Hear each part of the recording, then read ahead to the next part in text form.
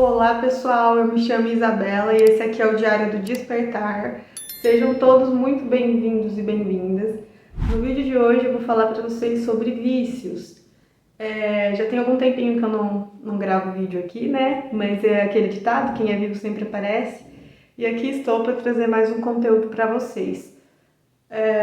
Eu resolvi gravar esse vídeo porque mês passado, em junho, completou um ano que eu tomei a decisão de parar de beber e de fumar. Eu fumava narguilé, né?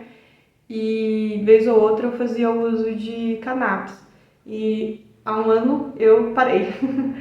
E aí eu queria compartilhar com vocês esse processo e talvez alguém possa estar querendo largar vícios também, né?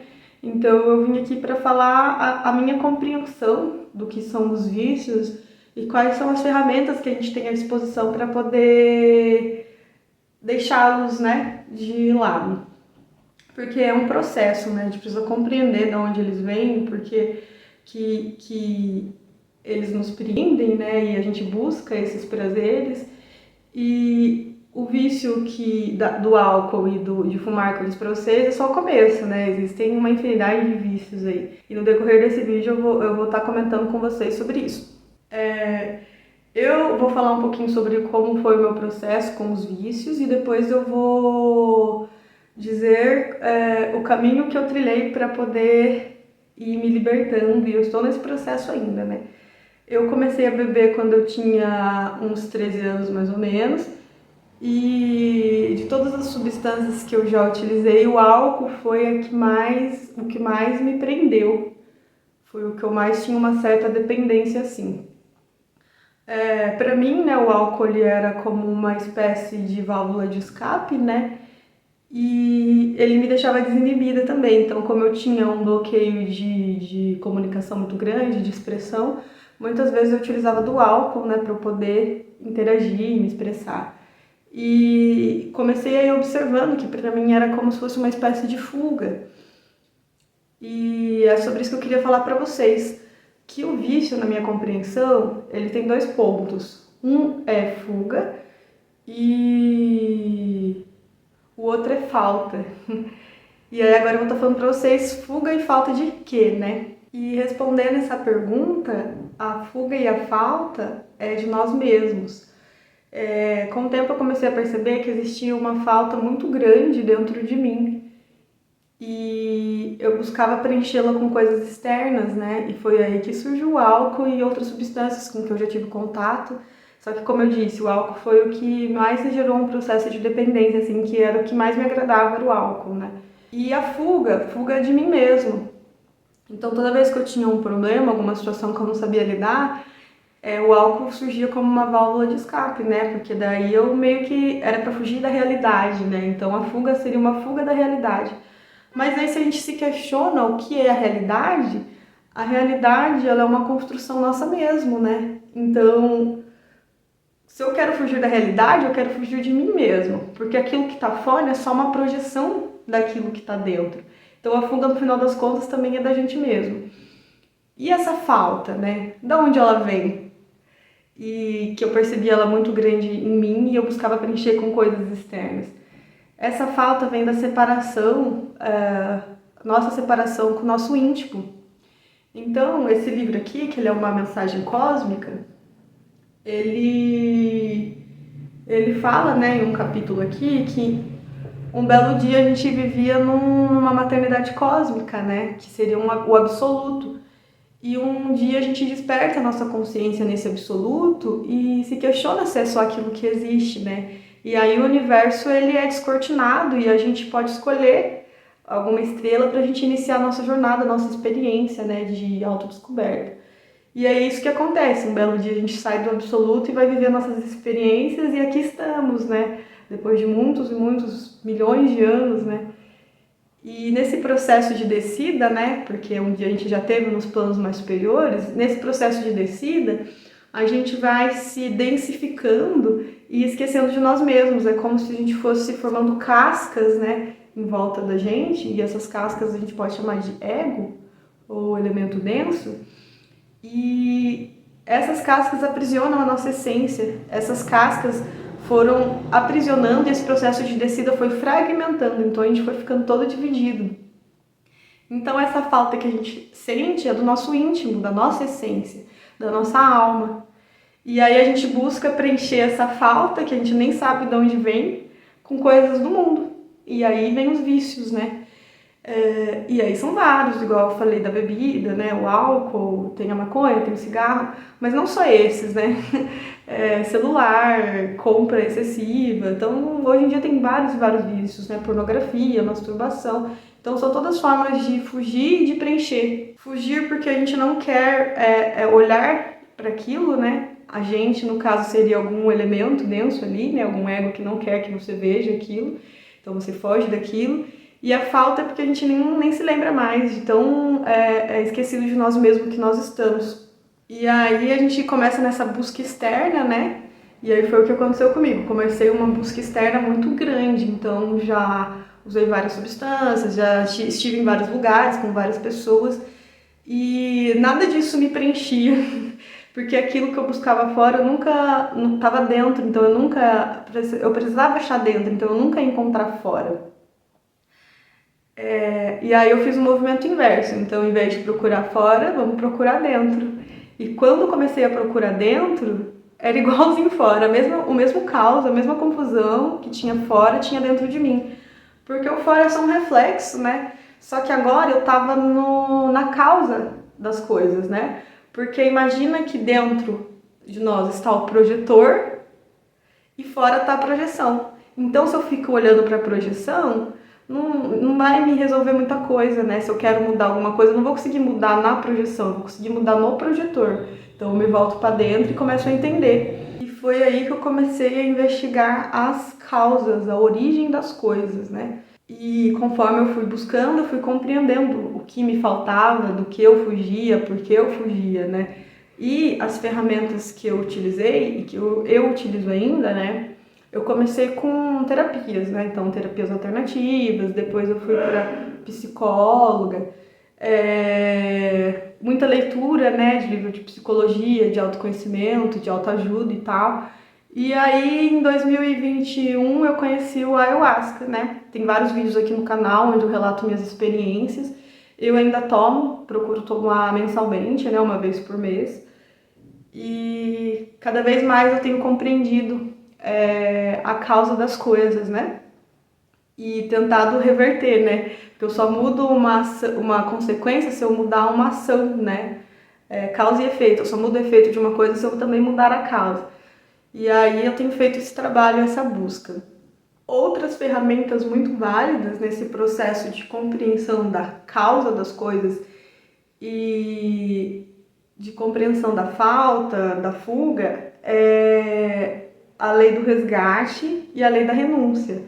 O resgate é uma ferramenta que a gente utiliza para resgatar mesmo, né, como o próprio nome diz, as nossas partes. No decorrer das nossas existências, a gente foi cada vez mais, nós fomos nos densificando e aprisionando a nossa essência, fragmentando, como eu disse antes para vocês. E o resgate, ele vai juntando esses fragmentos, essas partes de novo. E aí a gente vai montando esse quebra-cabeça que é a gente mesmo, que somos nós mesmos, né? E a renúncia, ela é uma ferramenta que ela quebra esses cascões, né? Essas barreiras, né? Que a gente foi construindo conforme a gente foi descendo. E que é o ego, né? Então a renúncia ela vai quebrando esse ego e dentro dessa escuridão, desse ego, dessa grosseria, essa densidade, tá a nossa luz, a nossa essência, a nossa alma. Então a gente vai recuperando e construindo a nossa alma de novo. E aí com essas ferramentas a gente vai se preenchendo com as nossas virtudes. Então essa falta que a gente sente é justamente essa falta das virtudes, né? Essa falta do nosso íntimo, da nossa alma. E conforme a gente vai utilizando essas ferramentas de autoconhecimento, de resgate, de renúncia, a gente vai montando esse quebra-cabeça e vai parando de sentir necessidades de coisas externas, de coisas do mundo. Então, largar essas substâncias das quais eu fazia uso só foi possível mediante essa compreensão que o que eu procuro não é fora que eu vou encontrar.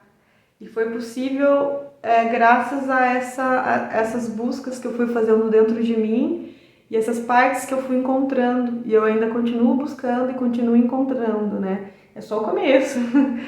Estamos só no começo. Então, esses vícios que eu resolvi parar de alimentá-los, é fácil. Então, existem uns vícios mais profundos ainda dentro de nós, né? Igual, por exemplo, é até meio polêmico, né? Para a neurociência, eles dizem que o açúcar não é um vício, né? Que comer não é um vício. Eu já tenho uma compreensão um pouco diferente pelos meus próprios processos, né? Que nós nos viciamos em comida.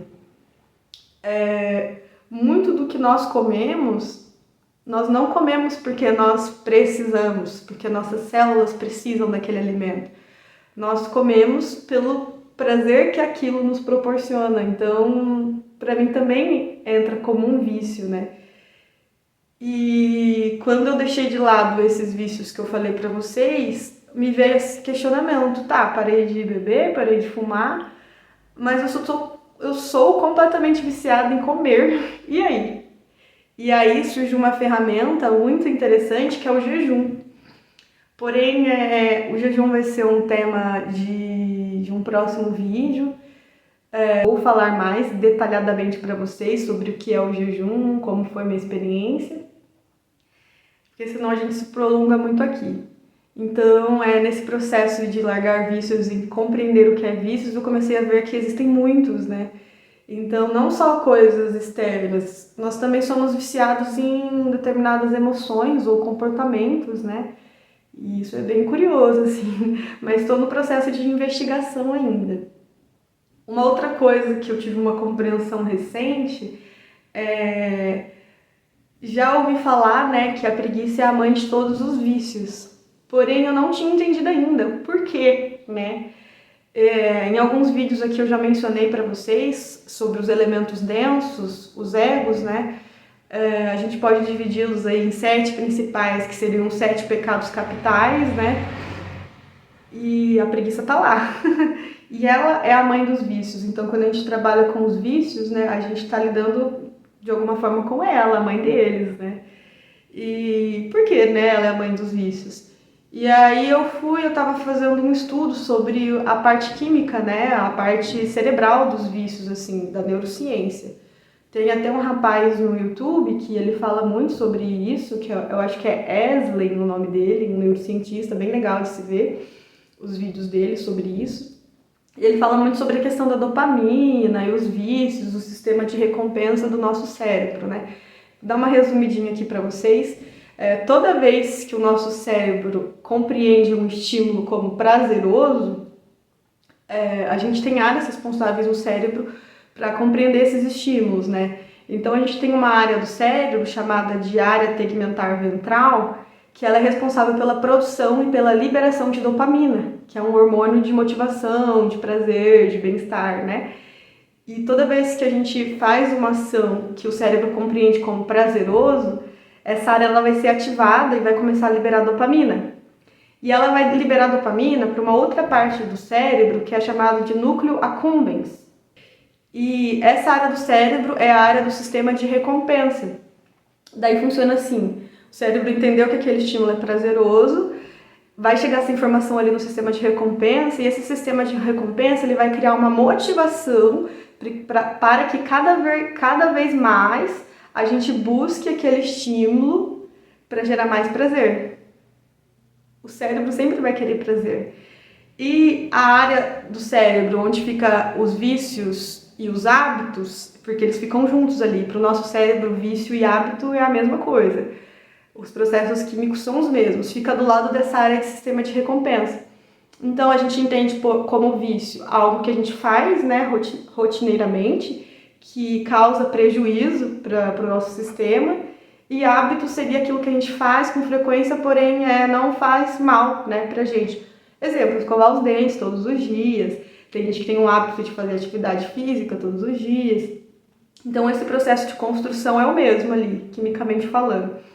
Mas por que é mais fácil a gente adquirir um vício do que um hábito, se o mecanismo ali é o mesmo. Aí entra um fator muito interessante, que é a facilidade que você encontra em determinadas coisas que vão te gerar prazer e outras vão ser um pouco mais difícil. Então o cérebro ele sempre vai procurar formas de gastar menos energia, prazeres mais fáceis, mais rápidos. Então é muito mais fácil, eu quero um prazer ali, eu ali usar uma droga, do que eu ir lá fazer uma atividade física. E esse processo de construção, né, de liberação de endorfina, de dopamina, ele vai ser mais demorado.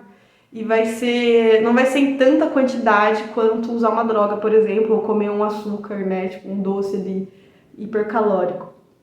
Então é mais ou menos isso. E aí é interessante, né, porque a preguiça é a mãe de todos os vícios. Então o cérebro quer prazer, mas ele quer rápido, ele quer fácil, ele não precisa gastar energia. E aí quem que tá ali? A preguiça, né? Então, igual, por exemplo, hoje em dia tem muitas pessoas, né, e cada vez mais o número está crescendo de pessoas que fazem uso de remédios controlados, né, para depressão, para ansiedade. E esses medicamentos, eles também geram um processo de vício, né? São drogas lícitas, mas são drogas e viciam o nosso organismo.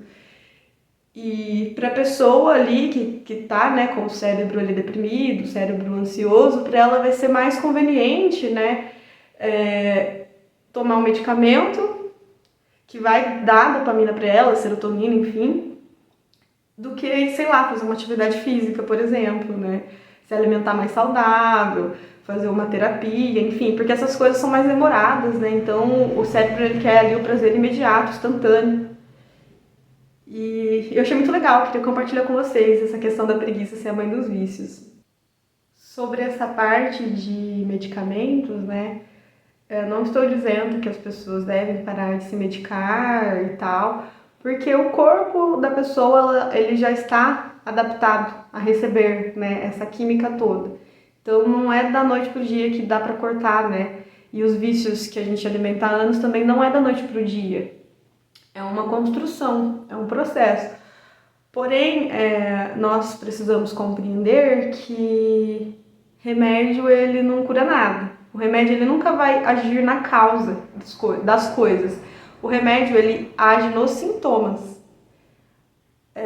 A causa é outra. Então eu trato os sintomas ali com medicamento, mas eu não estou tratando a causa daquilo.